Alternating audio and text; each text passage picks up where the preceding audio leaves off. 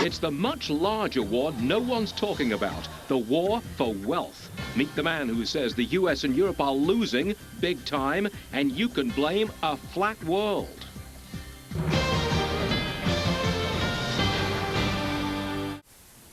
I want you to forget about oil for a minute. Forget about Fannie Mae, Freddie Mac, problems in the financial markets. Forget about it. Take a step back, please, and think about America's role in the world. As our globe shrinks, is America's influence shrinking as well?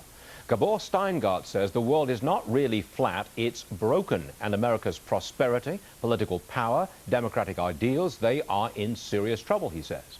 He lays it all out in his book, The War for Wealth, and Gabor Steingart joins me now from Washington. Welcome, sir. Good to have you with us. Thank you for having me on your show. Now, strangely enough, I've read most of this book, amazingly enough, and it appears to me to be a critique of globalization. And you're not a complete fan of globalization. You think that a lot has gone wrong with it. Would you give us a list of what you see are the potential pitfalls, the problems of globalization as it is now happening?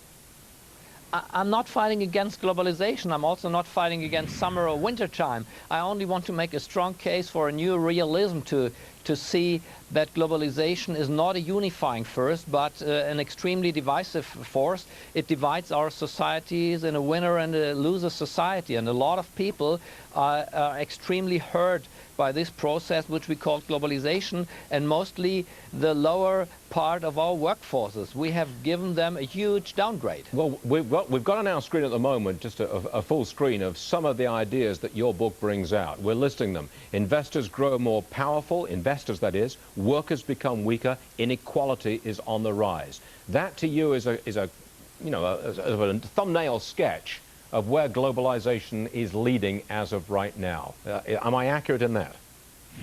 Yes, you're accurate. Can I explain this? Sure, go ahead, sir. Yeah. For investors, there indeed, globalization has created a flat world. They are standing in front of their office with a big map in their hand and a big smile on their face. They can invest nearly anywhere, wherever they want, in Hong Kong, in London, wherever they want, and nobody should blame them for that. That's their business. But a lot of people, the majority of Western workers, ordinary blue and white collar workers, they have lost the reach and the strength which they formerly had. Because in our formerly world, without India and all the other emerging market countries, we were 500 million working people under the same rules and regulations. And then the unthinkable happened, and 1.5 additional people, billion people, 1.5 billion additional people joined the world labor market. And what we are facing now is I call it an inflation of workers. And that means salary goes down and inequality is on the rise. Okay, let me break in for a second because I've got limited time. I want to move on to what you pose as solutions to these problems. And again, I'm going to put it on the screen, what we've synthesized from the book. You want to double expenditure on education. You want to use brain power, that you say is America's oil, and you want to use more fully the 300 million American people. Is that, again, accurate as how you see the solution to this? It's absolutely accurate. I think the modern oil is not hidden in the ground, it's hidden in our brains, and we have to exploit it, and we have to understand that a first-class nation have to deliver first-class education, otherwise we will see all the Western countries in the decline. Throw money at it. Exactly. We have to invest a lot of money in education, in our brain, and otherwise the cheap labor supply of all these countries will give us a huge downgrade. Seems like you're trying to roll it back when a rollback really is not possible. No, I know this. Genie is out of the bottle. I know this exactly. And again, I'm not against globalization, but I think we have to understand, and that's why, by the way, Henry Kissinger is supporting not only the book, but the main idea of the book. And the main idea is that the Western country have to understand that globalization is a more complex engine, and we have to pool our interests. The Americans are a great nation, but only 5% of world population are Americans. One last point. Again, one last thing. I just want to put on the screen again the potential scenarios that you see playing out. Number one, a shock scenario, I'm not quite sure what that is. Perhaps you can explain it to us. A global economic clash.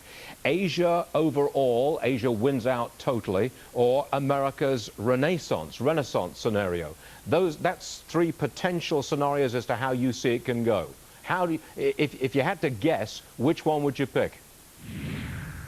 I think the democratic states and nations, and especially the American people, are clever enough to understand that there is something new is going on, that what we are seeing outside is not a normal recession, but it's a country in decline, a country which has right now not understand what is going on outside in the emerging countries, and that's why I think we could choose and should choose the third scenario.